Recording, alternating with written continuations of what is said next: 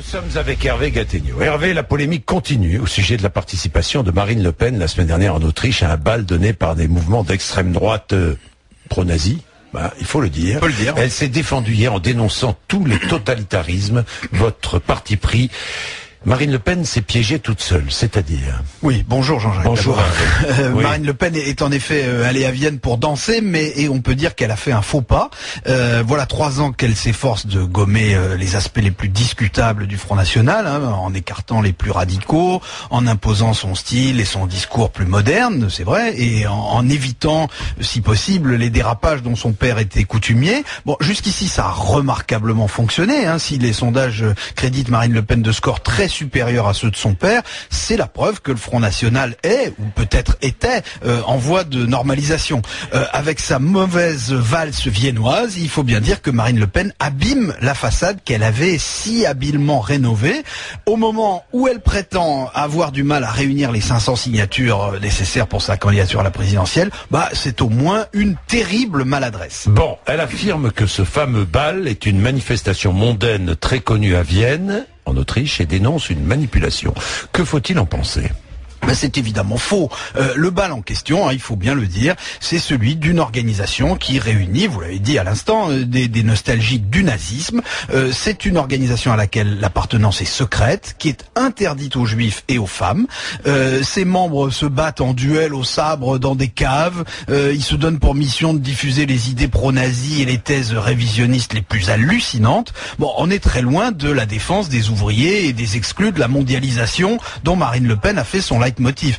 Chaque année dans ce bal, on voit défiler les dirigeants les plus virulents de l'extrême droite européenne, et il arrive qu'on acclame des figures du négationnisme. D'ailleurs, c'est une fête qui est tellement contestée en Autriche qu'elle n'aura probablement plus jamais lieu, puisque plus personne ne veut l'accueillir. Alors peut-être que Marine Le Pen l'ignorait, bien que son père en ait été l'invité d'honneur en 2008, mais en tout cas, s'il y a eu manipulation, elle ne peut venir que de ceux qui l'ont invitée. Marine Le Pen a réuni des journalistes pour s'expliquer. Elle leur a fait cette déclaration: le nazisme fut une abomination. Il m'arrive de regretter de ne pas être né à cette période pour avoir pu le combattre. Est-ce que vous la croyez sincère ? Franchement, si elle pense vraiment cela, je trouve qu'elle devrait d'abord regretter publiquement de s'être trouvée dans un endroit pareil en si mauvaise compagnie. Alors, dire tout simplement, j'ai fait une faute. Exactement. La réalité, c'est qu'elle était quand même... Pour qu'un politique, quel qu'il soit... reconnaisse qu'il a commis une faute. Reconnaisse qu'il a commis une faute, je vais vous dire, c'est pas demain la veille. Bon, mais la réalité dans cette histoire, Jean-Jacques, c'est que Marine Le Pen était l'invitée du parti d'extrême droite autrichien qui s'appelle le FPO, qui est l'un des plus ouvertement xénophobes d'Europe, mais qui représente presque un tiers des voix en Autriche. Il y a certainement de meilleurs endroits pour afficher une hostilité au nazisme. Pour convaincre de sa bonne foi, Marine Le Pen aurait pu aussi désavouer le propos vraiment navrant de son père, qui a dit, vous savez, à la télévision à propos du fameux bal, que c'était du Strauss sans canne. Si les mots ont un sens, c'est un propos antisémite. On attend toujours la réaction de Marine Le Pen sur ce point. Jean-Marie Le Pen avait déjà désapprouvé la position de sa fille sur la retraite à 60 ans. Est-ce qu'il devient encombrant pour sa compagne ? Sa campagne. Oui, pour sa campagne. Oui. On peut toujours dire que Marine Le Pen est influencée malgré elle par l'éducation qu'elle a reçue. C'est moyennement convaincant.